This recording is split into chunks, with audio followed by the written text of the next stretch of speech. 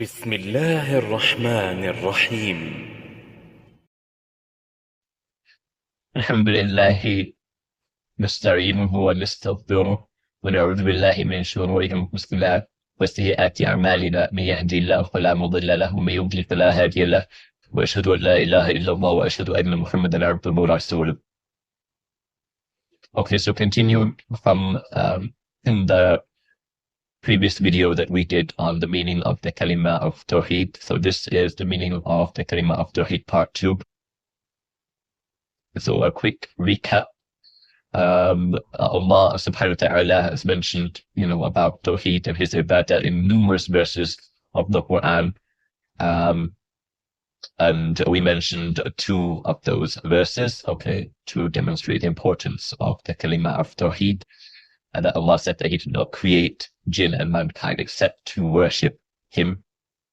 And the verse in Surah Al-Baqarah, O mankind, worship your Lord created you and those before you. And we explained that Ibn Abbas said that worship your Lord alone. This is the meaning here, worship your Lord, meaning worship your Lord alone, i.e. Tawheed. And also whenever, as a principle, Ibn Abbas mentions in the tafsir that wherever you have this word, where Allah says that do ibadah, do his ibadah of him, or wudu, or wud, etc., it means to worship him alone, meaning Tawheed, wherever it comes.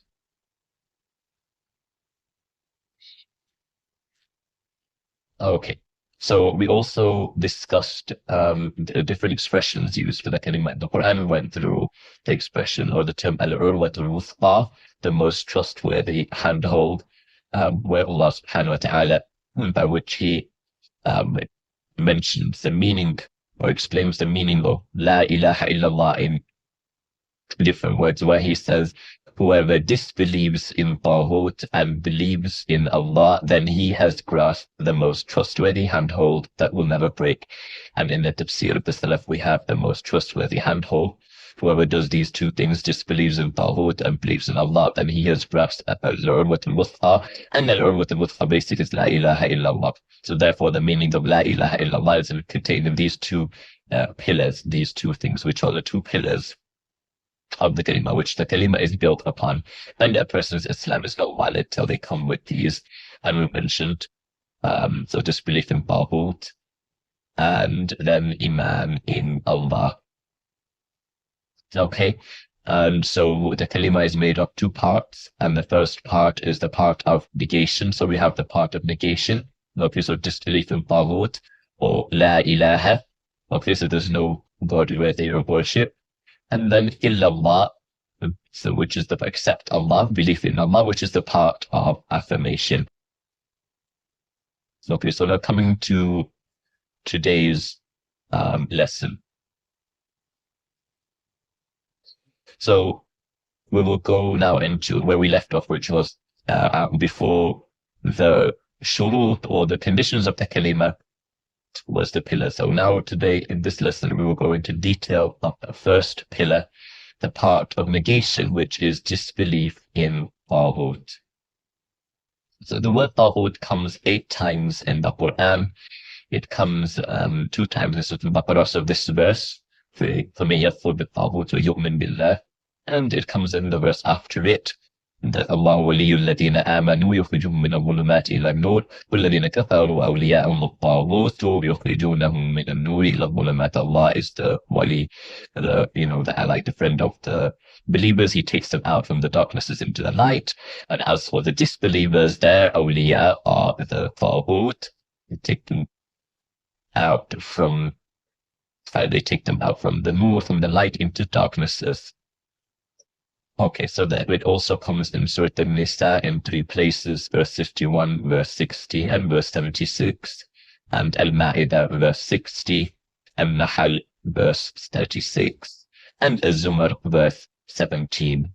So the word Taghut, it comes in the Quran used as singular, plural, and feminine. So, for example, of the singular is like in the verse in Surah Al-Baqarah, فَمَن يَكْفُرْ بِالطَّاغُوتِ. An example of plural is the next verse in Surah Al-Baqarah, أَوْلِيَاؤُهُمُ الطَّاغُوتِ, and the feminine in Surah Al-Zumar.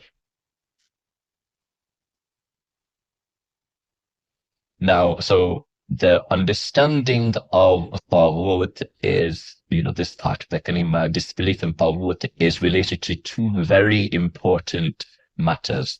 So one of them being Iman and Kufr, which we will do a separate video on, and the other being judgment and seeking judgment. So this is something that many people are confused about today, especially those who are, upon the athar of trying to go back to the Salaf and following the athar and narrations of the Salaf.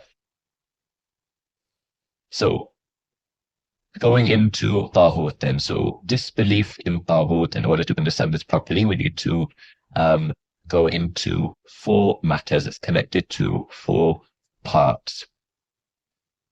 The first of those being the meaning of Taghut, both linguistically and in the Sharia. So we need to have a look at this, to understand this properly, according to the understanding of the Salaf, which will give you the proper understanding.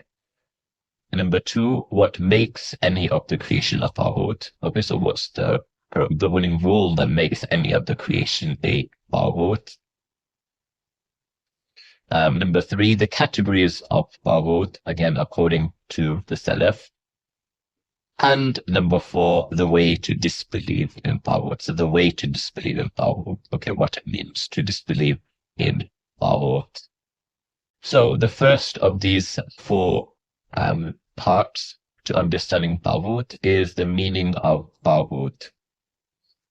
So linguistically, it is from the roots Fa, Lain, Wow, and Fa, Lain, Ya. So both of these are correct. And it's the word Buhyan, transgression. And you can say both Taghut or Taghait, and the noun is At-Tagwa. So everything that goes out of bounds as Tagha, i.e. transgressed. So that's the linguistic meaning in the Arabic language. This is from the book Al-Ain by Al-Khalil bin Ahmad al-Farahidi. Now, in the Sharia, the meaning of Taghut is everything that transgresses against Allah and is worshipped other than Him, either by forcing those that worship it, or this being done willingly by those that worship it, and whether this thing worshipped be a human, shaitan, idol, or anything else. So this is the meaning of Taghut, everything that transgresses against Allah and is worshipped other than Him. Okay, so everything that transgresses against Allah in what is specifically Allah's right and is worshipped other than Him. So worship, we know, is specifically the sole right of the Creator and not the creation. So when the creation seeks to be worshipped other than the Creator, then they're going out of the bounds of their transgressing. And this is what makes them a Taghut. So then the second part of those four things, which is what is it that makes any of your creation a Taghut? So two matters here by which they contest against Allah Most High. So this is based on the verse in Surah Al-Anbiya 29, where Allah subhanahu wa ta'ala says, and if any of them should say, verily I am an ilah, a God, besides Him, i.e. Allah, such a one we should recompense with hell. Thus we recompense the wrongdoers. So from Al-Bahak, rahimahullah, he explained the meaning of this verse, and this is in Tafsir Ibn Abi Hatim. He said that none of the angels did this except Iblis. Okay, so what did he do? He called to the worship of himself and legislated kufr, or disbelief. Therefore, whoever calls to the worship of themselves or legislates kufr, disbelief, or does both of these, is a Taghut. Okay, so these are the two things. So either a person, either they call to the worship of themselves, or they legislate, or they do both of these. So one or the other or both. This makes them a Taghut.